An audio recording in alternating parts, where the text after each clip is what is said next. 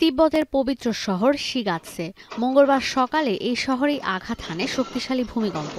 যুক্তরাষ্ট্রের geological survey বলছে এই ভূমিকম্পের মাত্রা রিক্টার স্কেলে ৭.১। এই ভূমিকম্পের উৎপত্তিস্থল এভারেস্টে যাওয়ার উত্তরের গেটওয়ে টিংরি কাউন্টি। ভূমিকম্পের গভীরতা ছিল ১০ কিলোমিটার। ভূমিকম্পের পর ৪.৪ মাত্রার বেশ কয়েকটি আফটারশকও অনুভূত হয়। চীনের বিভিন্ন গণমাধ্যম বলছে টিংরি কাউন্টির আশপাশে চাংসুও, কুলুও আর কুয়োগুয়োতে হতাহতের পাশাপাশি অনেক ভবন ধসে পড়েছে। বড় টাউনশিপ জিগাজে আর লাতসের অনেক ভবন ক্ষতিগ্রস্ত হয়েছে। দালাই লামার পর বৌদ্ধ ধর্মের দ্বিতীয় সবচেয়ে গুরুত্বপূর্ণ ধর্মীয় নেতা পঞ্চেন লামার বাস এই জিগাজেতে। চীনা সংবাদ মাধ্যম বলছে স্থানীয় কর্তৃপক্ষ উদ্ধার কাজ শুরু করেছে, তবে অতিরিক্ত শীতে ব্যাহত হচ্ছে কার্যক্রম। টিংরিতে এখন তাপমাত্রা -৮ ডিগ্রি সেলসিয়াস, বিকেলের দিকে যেটা -১৮ ডিগ্রি সেলসিয়াস হবে।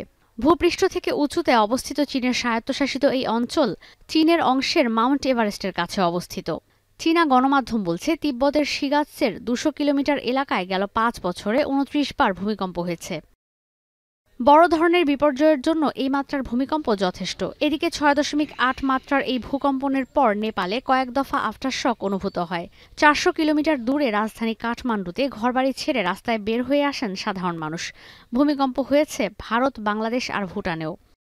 হিমালয় পর্বতমালার আশপাশে ভূকম্পনের ঘটনা নিয়মিত, কিন্তু মঙ্গলবারের ভূমিকম্প গেল ৫ বছরের মধ্যে ২০০ কিলোমিটার এলাকার মধ্যে সবচেয়ে শক্তিশালী।